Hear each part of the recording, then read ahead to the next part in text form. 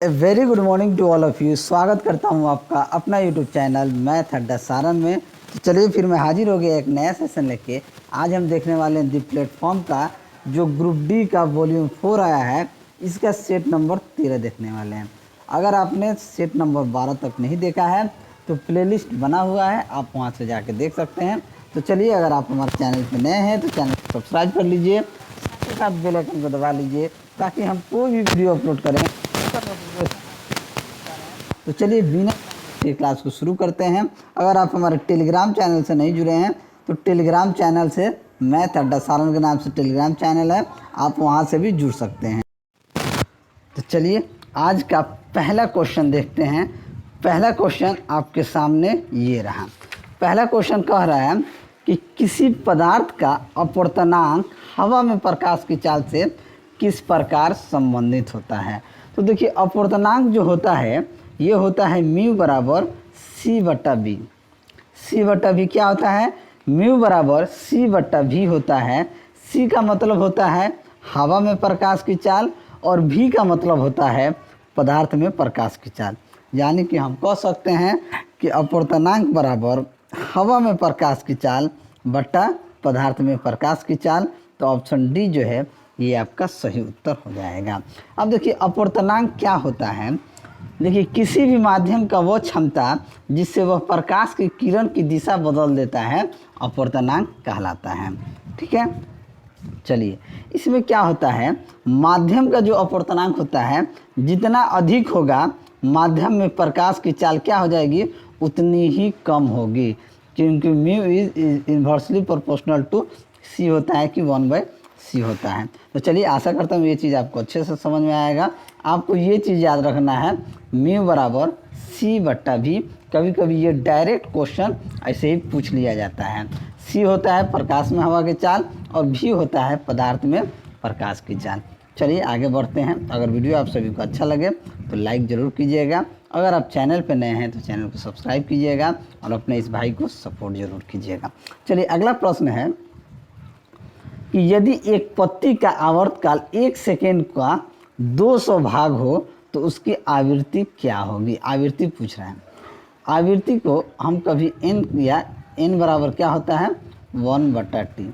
अगर आवृत्ति जो है 1/200 भाग है, यानी अगर t जो है 1/200 है तो आवृत्ति क्या हो जाएगी, यहाँ से n का जो मान होगा वो 1/200 होगा। यानी ये 200 कहाँ चला जाएगा, ऊपर चला जाएगा, यानी कि 200 प्रति सेकेंड हमारा सही उत्तर हो जाएगा। तो ऑप्शन डी आपका राइट आंसर हो जाएगा। चलिए अगला प्रश्न कि किसी स्थान पर कम आयाम के लिए सरल लोलक का आवर्तकाल उसकी प्रभावी लंबाई की क्या होती है। तो हम जानते हैं कि जो आवर्तकाल होता है t बराबर 2π√L/g होता है। यही होता है फॉर्मूला आवर्तकाल का।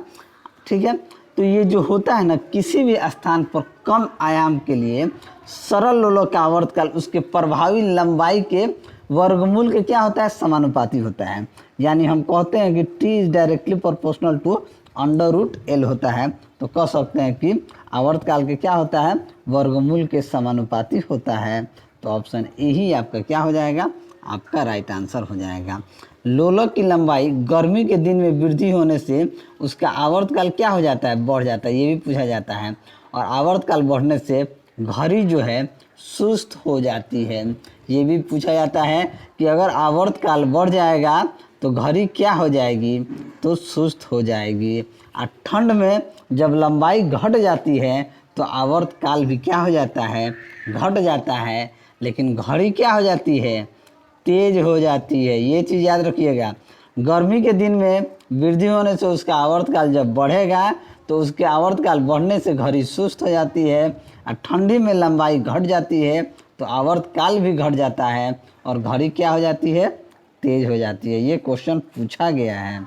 चलिए अगला प्रश्न है कि 1 न्यूटन भार की गतिज ऊर्जा 1 जूल है जबकि उसकी चाल क्या होगी। W बराबर क्या होता है, W बराबर होता है mg। mg होता है, उसकी चाल पूछ रहा है। W कितना है जी, तो W 1 न्यूटन है, W 1 जूल है। ठीक है, m आपका नहीं पता है, जूल का स्मॉल जी का मान क्या होता है 9.8 होता है। तो यहाँ से m का मान कितना हो जाएगा 1/9.8 यानी कह सकते हैं कि 0.101 kg। जब हमारे पास द्रव्यमान 0.10 kg आ जाएगा तो काइनेटिक एनर्जी क्या होता है, तो काइनेटिक एनर्जी होता है हाफ mv²। अगर काइनेटिक एनर्जी 1 जूल दिया हुआ है तो 1 बराबर हो जाएगा हाफ m यानी कि 0.101 इंटू वी का स्क्वायर। तो यहाँ से v का मान आप निकाल सकते हैं, v² का मान हो जाएगा 2/0.101। इसको भाग देंगे तो ये आपका 19.8 मीटर पर सेकेंड के आसपास आ जाएगा v² का मान। तो v का मान क्या आ जाएगा 4.4 मीटर पर सेकेंड स्क्वायर के आसपास आ जाएगा। तो ऑप्शन कौन सही हो जाएगा, तो 4.4 यानी कि ऑप्शन डी जो है ये आपका राइट आंसर हो जाएगा। चलिए अगला प्रश्न देखते हैं कि विद्युत परिपथ से 10 मिनट में बहने वाले विद्युत आवेश की मात्रा 300 कूलाम्ब है। विद्युत बल्ब के फिलामेंट द्वारा खींची गई विद्युत धारा ज्ञात कीजिए। देखिए टी जो है 10 मिनट दिया है, 10 मिनट का मतलब है अगर इसे 60 सेकंड से गुना करेंगे तो ये कितना आ जाएगा 600 सेकंड आ जाएगा। कितना दिया है आवेश की मात्रा यानी क्यू का मात्रा कितना है 300 कूलाम्ब है। तो विद्युत धारा क्यू बराबर क्या होता है, क्यू बराबर होता है आई टी। तो यहाँ से आई बराबर क्या हो जाएगा क्यू बट्टा टी हो जाएगा। क्यू कितना दिया है 300, टी आपका 600, 3 दूनी 6, 1/2, 1/2 का मतलब होता है कि 0.5 एम्पियर। तो ऑप्शन ए जो है आपका राइट आंसर हो जाएगा। चलिए आगे बढ़ते हैं और अगला प्रश्न आपके सामने ये रहा कि एक पिंड का अपेक्षित घनत्व 8 है, उसके 16 किलोग्राम द्रव्यमान के टुकड़े का आयतन क्या होगा। अपेक्षित घनत्व जो होता है ये होता है पदार्थ का घनत्व बट्टा 4 डिग्री सेल्सियस पर जल का घनत्व। तो अपेक्षित घनत्व बराबर हो जाएगा पदार्थ का घनत्व। अपेक्षित घनत्व कितना दिया है 8, पदार्थ का घनत्व हमको नहीं पता है, और 4 डिग्री सेल्सियस पर जल का घनत्व कितना होता है 10⁻³ होता है। तो यहाँ का हम कह सकते हैं पदार्थ को हम P मान लेते हैं और घनत्व 10/3। यहाँ पदार्थ का घनत्व आ जाएगा 8 × 10⁻³ किलोग्राम पर मीटर क्यूब। अब घनत्व जो होता है रो बराबर क्या होता है m/v यानी कि द्रव्यमान बट्टा आयतन। क्या होता है द्रव्यमान बट्टा आयतन। यहाँ द्रव्यमान कितना दिया है तो 16 किलोग्राम द्रव्यमान दिया है। तो 16 और आयतन आपका कितना हो जाएगा 8 × 10⁻³। 8 से 16 कट जाएगा 2 बार में, यानी 2 × 10⁻³ मीटर क्यूब या 10⁻³ मीटर क्यूब। तो ऑप्शन ए क्या हो जाएगा आपका सही उत्तर हो जाएगा। चलिए अगला प्रश्न है कि विजयवाड़ा किस नदी के तट पर स्थित है। तो विजयवाड़ा जो है ये कृष्णा नदी के तट पर स्थित है। तो ऑप्शन बी आपका राइट आंसर हो जाएगा। कृष्णा नदी पर अन्य शहर भी उपस्थित है, श्रीशैलम है, आलमपुर है, सांगली है, नरसोबावड़ी, ये सब कृष्णा नदी पर स्थित है। अगला प्रश्न निम्नलिखित में से कौन सा पुस्तक राजेंद्र प्रसाद द्वारा लिखी गई है। तो राजेंद्र प्रसाद द्वारा जो लिखी गई पुस्तक है इंडिया डिवाइडेड जो है, इंडिया डिवाइडेड पुस्तक ये राजेंद्र प्रसाद के द्वारा लिखी गई है। तो ऑप्शन सी आपका राइट आंसर हो जाएगा। अगला प्रश्न है कि आरबीआई के पूर्व गवर्नर उर्जित पटेल को निम्नलिखित में से किस संगठन का उपाध्यक्ष नियुक्त किया गया है। तो उन्हें एशियाई और संरचना निवेश बैंक यानी कि AIIB का। तो ऑप्शन सी जो है आपका सही उत्तर हो जाएगा। चलिए आगे बढ़ते हैं और अगला प्रश्न देखते हैं। अगला प्रश्न आपके सामने ये रहा। अगला प्रश्न है कि झील के पानी की सतह बर्फ के रूप में जमने जा रही है, तो पेंदे के पानी का इस क्षण पर तापमान क्या होगा। तो उस पर क्या होता है जब झील के पानी के सतह के रूप में जमने एकदम जा रही है तो जो नीचे वाला होगा उसके क्षण का जो ताप होगा वो 4 डिग्री सेल्सियस होता है। 4 डिग्री सेल्सियस से कम ताप पर पानी का आयतन क्या होता है घटता है, और घनत्व जो है वो आपका बढ़ता है। और 4 डिग्री सेल्सियस पर जल का जो घनत्व जो है महत्तम होता है और आयतन जो होता है वो आपका न्यूनतम होता है। चलिए अगला प्रश्न है कि एक निश्चित ताप पर प्रतिरोध R एक दूसरे ताप पर प्रतिरोध जो पहले तार के समान है जिसका केवल व्यास दुगना होगा। केवल क्या होगा? व्यास दुगना होगा। तो क्या हो जाएगा? देखिए ये क्या होता है, इसके लिए एक फॉर्मूला होता है R बराबर rho L by A. Area जो होता है वो क्या होता है? पाई बाई 4d² होता है। यहाँ से R इन्वर्सली प्रोपोर्शनल टू किसके हो जाएगा? d² के। अगर आप यहाँ कहें R1 बटा R2 तो यहाँ आप कह सकते हैं d2 बटा d1 का होल स्क्वायर, जो कि यहाँ से क्या आ जाएगा? R2 का मान अगर आप निकालिएगा, अगर ये दूसरे प्रतिरोध का जो है ताप पर प्रतिरोध दुगना होता है तो अगर इसे कह दे सकते हैं 2d2 बटा d1 का होल स्क्वायर, तो ये क्या हो जाएगा? 4d2² हो जाएगा। तो यहाँ से R2 का मान जो होगा R1 बटा 4 ओम हो जाएगा। तो ऑप्शन कौन सही हो जाएगा? यानी कि ऑप्शन ए जो है R बटा 4 हो जाएगा। यानी कि जो निश्चित ताप पर प्रतिरोध R एक दूसरे ताप पर प्रतिरोध जो पहले तार के समान है जिसका केवल व्यास जो होगा दुगना होगा R बटा 4 के। अगला प्रश्न है कि प्रेरण द्वारा किसी अचालक को आवेशित नहीं किया जा सकता है क्योंकि। तो प्रेरण द्वारा किसी अचालक को आवेशित नहीं किया जा सकता क्योंकि उसमें मुक्त इलेक्ट्रॉन जो होते हैं नहीं होते हैं। तो ऑप्शन ए जो है आपका सही उत्तर हो जाएगा। अगला प्रश्न है कि इनमें से कौन सा एक संक्रामक रोग नहीं है। संक्रामक रोग की बात की जाए तो मधुमेह जो होता है ये आपका संक्रामक रोग नहीं होता है। तो ऑप्शन डी जो है आपका राइट आंसर हो जाएगा। देखिए विषाणु जनित रोग जो होता है पेचिस, HIV, पोलियो, खसरा, ये विषाणु जनित होता है। और जीवाणु जनित रोग की बात की जाए तो टेटनस, निमोनिया, टाइफाइड, हैजा, ये जीवाणु जनित रोग होता है। विटामिन B1 को डैश भी कहा जाता है। तो विटामिन B1 जो होता है इसे थायमिन भी कहा जाता है। तो ऑप्शन ए जो है आपका राइट आंसर हो जाएगा। और विटामिन बी और सी क्या होता है? जल में घुलनशील होता है। और विटामिन B1 जो होता है ये थकावट को दूर करता है और ये मांसपेशी को क्या करता है? आराम पहुंचाने में सहायक होता है। अगला प्रश्न है कि किसी कोशिका में मौजूद सबसे बड़ा कोशिकांग कौन सा होता है। तो किसी कोशिका में मौजूद सबसे बड़ा कोशिकांग जो होता है उसका नाभिक होता है। क्या होता है? उसका नाभिक होता है। तो ऑप्शन बी जो है ये आपका सही उत्तर हो जाएगा। चलिए आगे बढ़ते हैं। अगला प्रश्न है, थोड़ा सा इसे नीचे करने दीजिए, कि प्लासी के युद्ध बंगाल का नवाब डैश को बनाया था। तो प्लासी के युद्ध के बाद बंगाल का नवाब मीर जाफर को बनाया गया था। किसको बनाया गया था? मीर जाफर को बनाया गया था।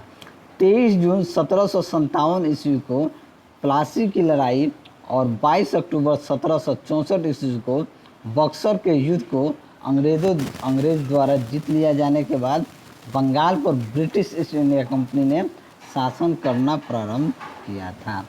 ब्राज़ील का सबसे बड़ा शहर कौन सा है?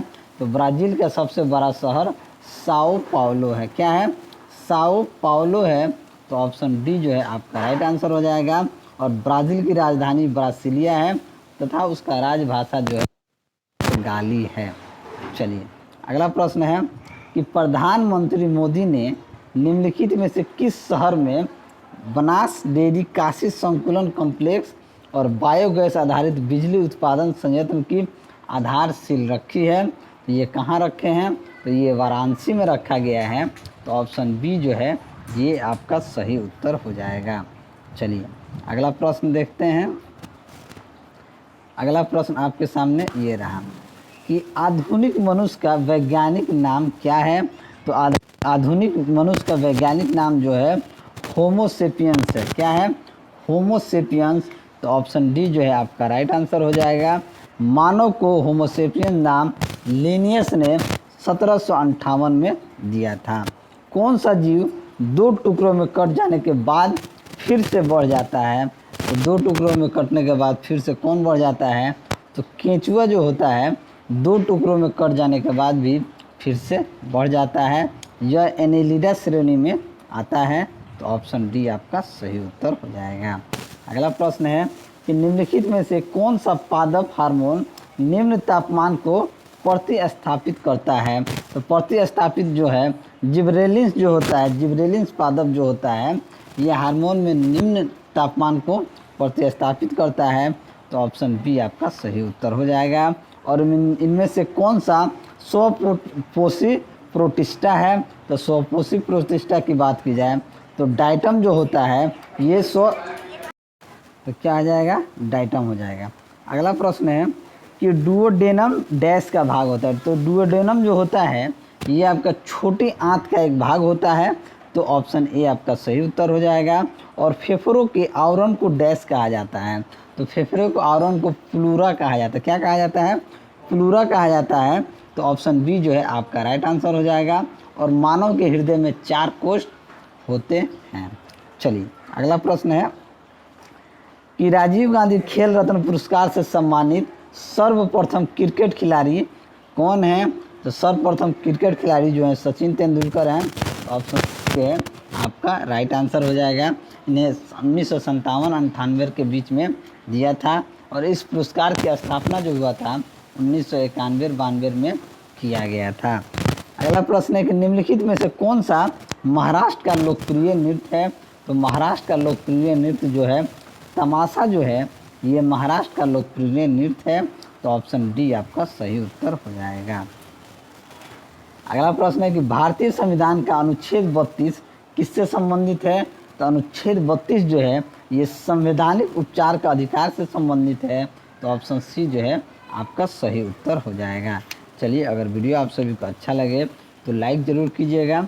चैनल पे नए हैं तो चैनल को सब्सक्राइब जरूर कीजिएगा।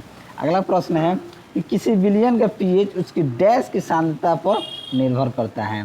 तो डैश की सांद्रता पर निर्भर यानी किसकी सांद्रता पर निर्भर करता है? तो हाइड्रोनियम आयन के सांद्रता पर निर्भर करता है। तो ऑप्शन बी आपका राइट आंसर हो जाएगा। चलिए इसमें देखिए अगर किसी का पीएच 7 से कम होता है तो विलयन अम्लीय होता है। अगर पीएच 7 हो तो विलयन उदासीन होता है। पीएच अगर बड़ा हो 7 से तो विलयन क्षारीय होता है। ठीक है। पोटेशियम सल्फेट यौगिक में उपस्थित तत्व कौन सा होता है? तो पोटेशियम सल्फेट यौगिक में उपस्थित तत्व पोटेशियम, ऑक्सीजन और सल्फर जो होता है ये होता है। क्या होता है? ऑक्सीजन और सल्फर, पोटेशियम, ऑक्सीजन और सल्फर यानी कह सकते हैं इनमें से सभी। तो ऑप्शन सी आपका राइट आंसर हो जाएगा। चलिए अगला प्रश्न है कि निम्नलिखित में से कौन सी गैस विकसित होती है जब इथेनॉल सोडियम के साथ प्रतिक्रिया करता है? जब इथेनॉल सोडियम के साथ प्रतिक्रिया करता है तो उसमें से हाइड्रोजन गैस निकलता है। तो ऑप्शन सी आपका राइट आंसर हो जाएगा। निम्न में से कौन सा तत्व लेंथेनाइड्स नहीं है? तो लेंथेनाइड्स की बात की जाए तो पीयू जो होता है ये आपका लेंथेनाइड्स नहीं होता है। पीयू जो होता है ये आपका एक्टिनाइड तत्व होता है। तो ऑप्शन डी यहाँ पे सही उत्तर हो जाएगा।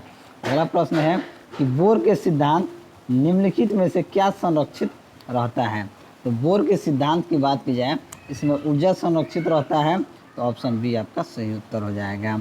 और निम्नलिखित में से कौन अक्रिय गैस समूह है? तो 18वां जो होता है 18वां या शून्य समूह वो अक्रिय गैस होता है। ये बहुत बच्चा वाला क्वेश्चन है। तो ऑप्शन डी आपका सही उत्तर हो जाएगा। हरियाणा सरकार 1857 के विद्रोह में शहीदों को सम्मानित करने के लिए निम्नलिखित में से किस स्थान पर 300 करोड़ का स्मारक संग्रहालय बना रही है? तो ये कहाँ बना रही है? ये अम्बाला में। तो ऑप्शन बी आपका सही उत्तर हो जाएगा। और अगला है डियागो गार्सिया द्वीप किस महासागर में है? तो डियागो गार्सिया द्वीप समूह जो है ये हिंद महासागर में स्थित है। तो ऑप्शन सी जो है आपका राइट आंसर हो जाएगा। चलिए अगला प्रश्न है कि भारत का नया लेखा महानियंत्रक यानी सीजीए किसे नियुक्त किया गया है? तो ये आपको सोनाली सिंह को किया गया है। तो ऑप्शन डी आपका राइट आंसर हो जाएगा। चलिए अगला क्वेश्चन है आपका स्क्रीन पे ये रहा कि स्वसंयोजक यौगिकों के द्रवणांक एवं कथनांक भिन्न होते हैं क्योंकि भिन्न होने का कारण होता है क्योंकि इनमें अंतराण्विक बल क्या होता है? कमज़ोर होता है। तो ऑप्शन डी जो है ये आपका सही उत्तर हो जाएगा। एक टेलीफोन का विशिष्ट प्रतिरोध 4.2 माइक्रो ओम सेंटीमीटर है। यदि तार का व्यास 1 सेंटीमीटर है तो 3.3 किलोमीटर तार का प्रतिरोध कितना ओम। अब देखिए यहाँ विशिष्ट प्रतिरोध की बात कर रहा है, तो अगर हम देखें रो की बात की जाए तो 4.2 माइक्रो कह रहा है, तो 4.2 इंटू 10⁻⁻6 सेंटीमीटर हो जाएगा। तार का व्यास यानी कि डायमीटर जो है 1 सेंटीमीटर कह रहा है, यानी कि 10⁻² मीटर हो जाएगा। और तार की लंबाई 3 किलोमीटर कह रहा है, तो L बराबर 3.3 किलोमीटर। इसे मीटर में बदल देंगे तो हम डायरेक्ट यहाँ कह सकते हैं कि ये कितना हो जाएगा, 3300 मीटर हो जाएगा। अब प्रतिरोध क्या होता है, R बराबर होता है रो L/A। रो आपका हो गया 4.2 इंटू 10⁻⁻6 इंटू L आपका हो गया 3300। और एरिया की बात की जाए तो 4/4π/d², यानी कि डायमीटर का जो है तो उसका देखेंगे π/4 एरिया जो है स्क्वायर में आएगा, तो 10⁻² का स्क्वायर। अब इसको सॉल्व करेंगे, इसको सॉल्व कर लेंगे तो ये हमारा 1.764 ओम के आसपास आ जाएगा। तो ऑप्शन ए आपका सही उत्तर हो जाएगा। चलिए अगला प्रश्न है कि दो कंप्यूटरों के बीच कनेक्शन बनाने के लिए आवश्यक केबल को कहा जाता है, तो उस केबल को क्रॉस ओवर केबल कहा जाता है। तो ऑप्शन ए आपका सी आपका राइट आंसर हो जाएगा। अगला प्रश्न है कि अग्नि मिसाइल के संबंध में निम्नलिखित में से कौन सा कथन सत्य नहीं है, पूछा गया है। यह पूर्ण रूप से भारत में विकसित होता है, यह सतह से हवा में मार करने वाले बैलिस्टिक मिसाइल है, यह परमाणु आयुध सक्षम मिसाइल है, यह सभी कथन है। तो ये बी जो है यह सतह से हवा में मार करने वाली बैलिस्टिक मिसाइल है, यही सत्य नहीं है। तो ऑप्शन बी यहाँ पे सही उत्तर हो जाएगा। अगला प्रश्न है कि अंतर्राष्ट्रीय मुद्रा कोष IMF के नए मुख्य अर्थशास्त्री कौन बने हैं, तो ये आपका पियरे ओलिवियर गौरीचंद जो है ये बने हैं। तो ऑप्शन सी आपका सही उत्तर हो जाएगा। अगला प्रश्न है कि नोमुरा कप निम्नलिखित में से किस खेल से संबंधित है, तो नोमुरा कप जो होता है ये गोल्फ से संबंधित है। तो ऑप्शन ए आपका सही उत्तर हो जाएगा। और नासा ने भारतीय मूल के किस डॉक्टर को अंतरिक्ष यात्री के रूप में चुना है, तो ये आपका अनिल मेनन को चुना है। तो ऑप्शन सी आपका सही उत्तर हो जाएगा। और अगला प्रश्न है कि बिरजू महाराज संबंधित हैं, तो बिरजू महाराज जो हैं ये आपका कथक नृत्य से संबंधित है। तो ऑप्शन सी जो है आपका राइट आंसर हो जाएगा। कथक जो है ये उत्तर प्रदेश का शास्त्रीय नृत्य होता है। और कथक का उद्भव जो है कथा शब्द से हुआ था, जिसका शाब्दिक अर्थ होता है कथा कहना। और BCCI के भ्रष्टाचार रोधी इकाई के प्रमुख के रूप में किसे नियुक्त किया गया है, तो ये आपका शब्बीर हुसैन को किया गया है। तो ऑप्शन बी आपका राइट आंसर हो जाएगा। तो चलिए अगर आप सभी को मेरा वीडियो अच्छा लगा हो तो वीडियो को लाइक करें, दोस्तों में शेयर करें। अगर आप हमारे चैनल पर नए हैं तो चैनल को सब्सक्राइब करें। मैं ऐसे ही वीडियो लेकर आपके सामने हाजिर होता रहूँगा। चलिए मिलते हैं अगले वीडियो में, तब तक के लिए जय हिंद।